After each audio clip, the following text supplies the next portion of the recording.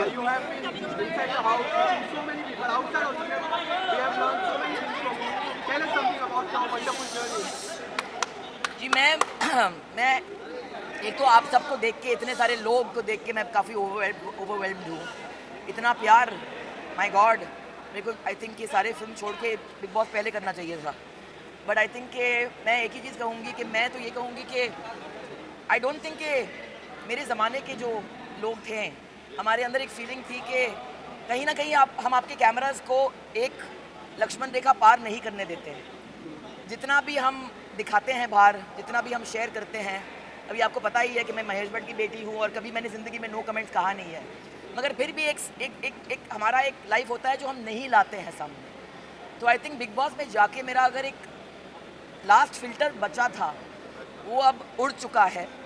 अभी तो मैं और भी फियरलेस हूँ, और भी शेमलेस हूँ, और भी बेबाक बातें करूँगी, और भी खुलकर ज़िंदगी जीऊँगी। And we want to see you in the Big Boss. Thank you. So what was the intention behind taking up Big Boss? The intention was to test my limits.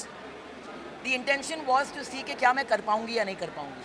क्योंकि जब ये ऑफ़र मेरे पास आई थी, मेरे बहुत करीब के लोगों ने कहा कि नहीं, आप नहीं जा सकती, ये आपके लिए नहीं है। आप फिल्म में काम करते हैं, आप OTT शोज़ कर रहे हैं, ये उन लोगों के लिए हैं जो एक मार्क बनाना चाहते हैं। शो में जाओगी, लोग खामोखाम जलील करेंगे। फॉर्मेट है शो का कि आपको जलील होके ही आना है। मैं नहीं मानती हूँ कि ये फॉर्मेट है शो का। शो आपको जलील नहीं करता है।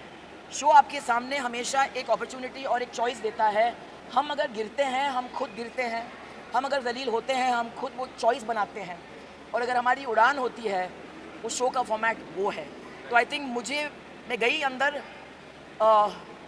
एक ओपन माइंड के साथ, एक ओपन हार्ट के साथ, और मेरी रीड इंटैक्ट ऐसे गई।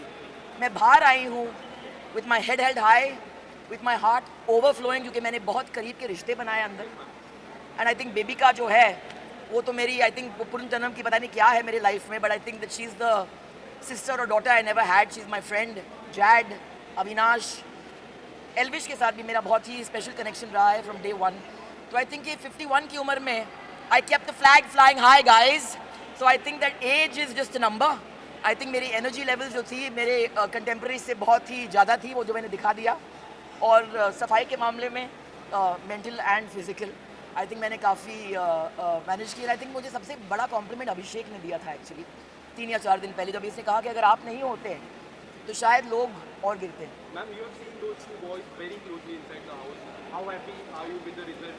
Elvish coming first, the first wildcard entry. Elvish की जीत मेरे लिए आई एम थ्रिल्ड, क्योंकि ये प्रूव करता है कि ये गेम जो है बहुत ही फेयर गेम है।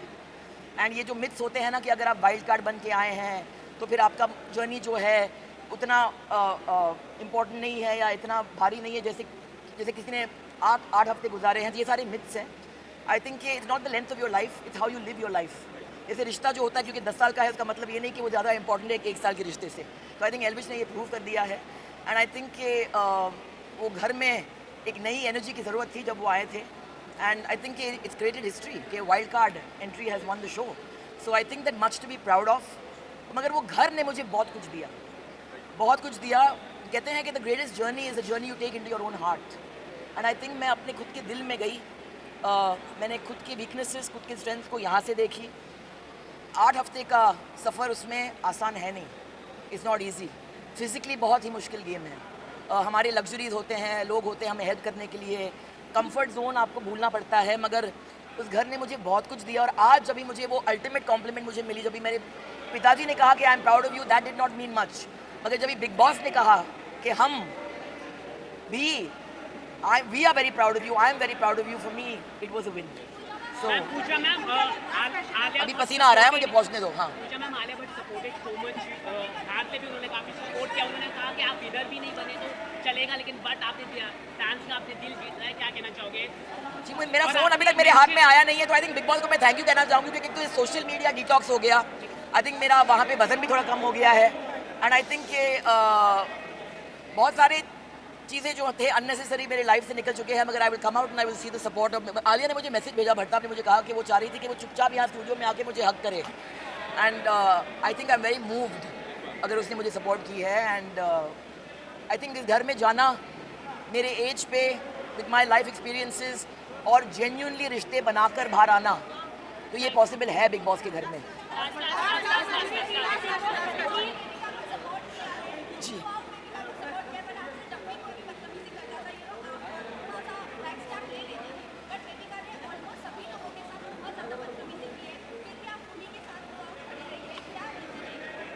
मुझे लड़की से प्यार हो गया। मुझे प्यार हो गया क्योंकि वो बहुत ही एक कन्वेंशनल लड़की है नहीं। उससे बहुत सारे चीज़ कहे गए जो मुझे as a woman I felt very uncomfortable. वो अंडरडॉग थी।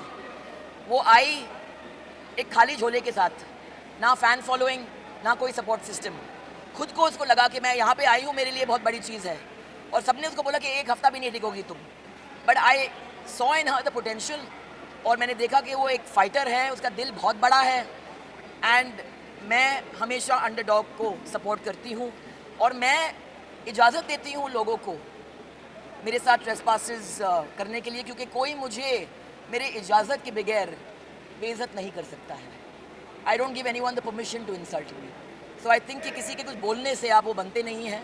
आई थिंक आपने मुझे 34 ईयर्स से अभी इस फील्ड में देखी है, and you know that I stand for what I believe in.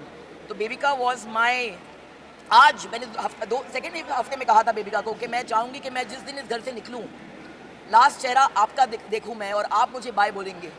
तो आज मैं नंबर टॉप 5 में थी, एंड व्हेन आई लेफ्ट और मैंने देखा कि बेबिका वहाँ पे थी, मेरे लिए वो एक जीत थी।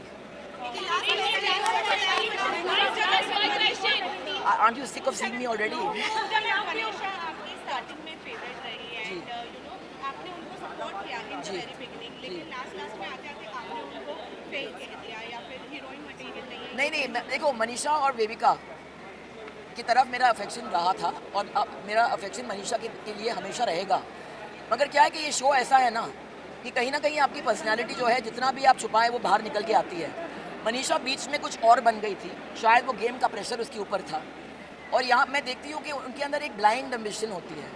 तो जो चीज़ मुझे अच्छी लगी उसके बारे में कि वो खुलकर फुटेज मांगती थी, वो बहुत ही उसके अंदर एक मासूमियत थी जो मुझे बहुत पसंद थी, जो अब भी है। मगर जब भी मनीषा अपना दिमाग इस्तेमाल करती है और दिल इस्तेमाल नहीं करती है, तो फिर कहीं ना कहीं वो खटकती है। और मैंने उसको वो कहा, क्योंकि आई फेल्ट कि अगर मुझे किसी से प्यार है, अगर मैं सच नहीं बोलूँ तो फिर वो ज्यादती होगी। मैम आप जैसे लोगों को पूजा मैम आप जैसे लोगों को I can't hear you. Pooja ma'am आप अगर आप जवानी में होते तो एल्विश आपको प्रपोज कर देते? एक्सक्यूज मी, मैं अभी भी जवानी में हूँ। तो you are ready for propose to Elvish Yadav? दिल जो है अब भी नहीं मानता, बेकरारी अब भी होती है। 51 is just a number, darling. I'm single. At this moment, unwilling to mingle.